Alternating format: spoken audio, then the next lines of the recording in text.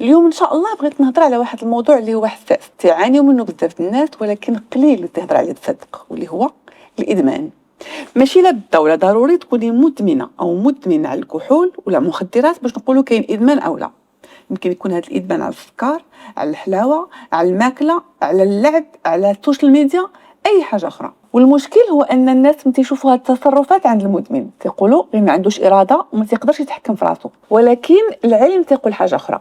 راه الادمان هو خلل كيميائي في المخ، ماشي ضعف في الشخصيه. دابا غادي نحاولوا نفهموا شنو هي الاليه ديال الادمان. في الدماغ ديالنا كاين واحد المركز سميتو نظام المكافاه.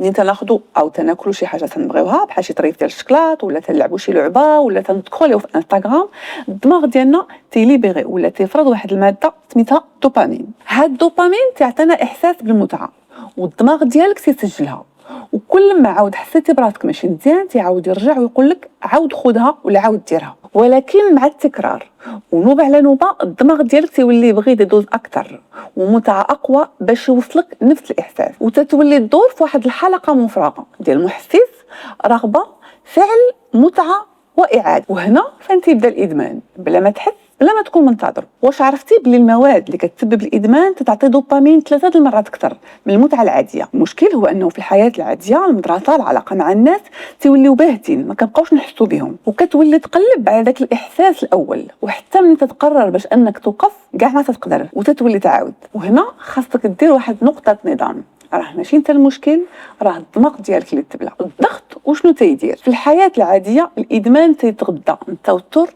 من القلق، ومن الوحده. نعطيك مثال.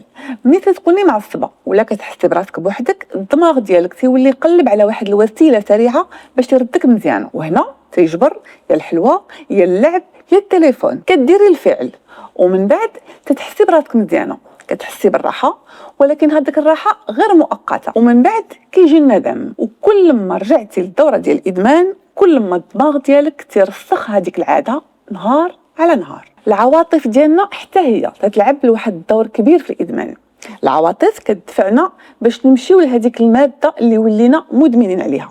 كيفاش؟ الا كنا مكتئبين خاصك الحلوه باش تحسي براسك مزيان، بحال الا القلب حتى هو تيقلب على داك الدفعه السريعه ديال داك الماده اللي نتينا مدمنه عليها، غير هذيك الدفعه تتلاشى دغيا وتخصك غير ما تزيدي. هنا خاصك تعرفي بان الامر ما تيقتصرش غير على عقلك، فالمشاعر ديالك حتى هي تتخلي تجيك صعيبه باش انك تقولي لا. الجينات تلعبوا دور حتى هما.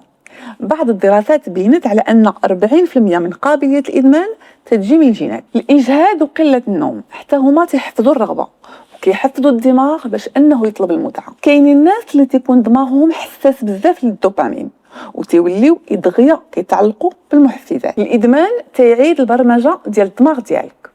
القشره الاماميه واللي هي مركز القرار كتشوش، ولا ميغدال واللي هو مركز العاطفه كتولي حساسه بزاف للاشعارات. الدماغ كيتبرمج باش انه يطلب المزيد من هذيك الماده اللي وليتي مدمن عليها. شنو تيوقع؟ مركز القرار تيضعف وتصعب عليك باش تقول لا، ومركز العاطفه كيستجب دغيا، والنتيجه هي ان دماغك تيبغيك تبقى في هذاك الادمان. الادمان راه ماشي ضعف ديال الشخصيه، الادمان راه دوره دماغيه قويه تغذيها الدوبامين، العاطفه والبنيه البيولوجيه ديال الجسم. خاصنا نخرجوا من فكره اللوم والتانيب وندخلوا لفكره الدعم والمرافقه. انتي ماشي فاشله او ضعيفه، انتي دماغك تيطلب المساعده ماشي التأنيب. من بين أقوى الحاجات اللي كتعاون في الإدمان هو العلاج الجماعي، باش تكون مع مجموعة ديال الناس اللي تيعانيو بحالك تيشجعوا تيهضروا مع بعضياتهم. دراسات بينت على أن الدعم الجماعي كيهبط النسبة ديال الرجوع للإدمان ب50%. غير فكرة أنك تحسي براسك مفهومة ماشي محكوم عليها كتغير بزاف ديال الحوايج. الإدمان ماشي حكم نهائي، ولكن غير باب مسدود، وثروته هو الفهم، الدعم والاستمرار. كل محاولة وحتى ولو كانت صغيره راها مهمه، وكل خطوه غادي تشكل فرق كبير في حياتك باذن الله. تابعني للمزيد مع دوكمونا.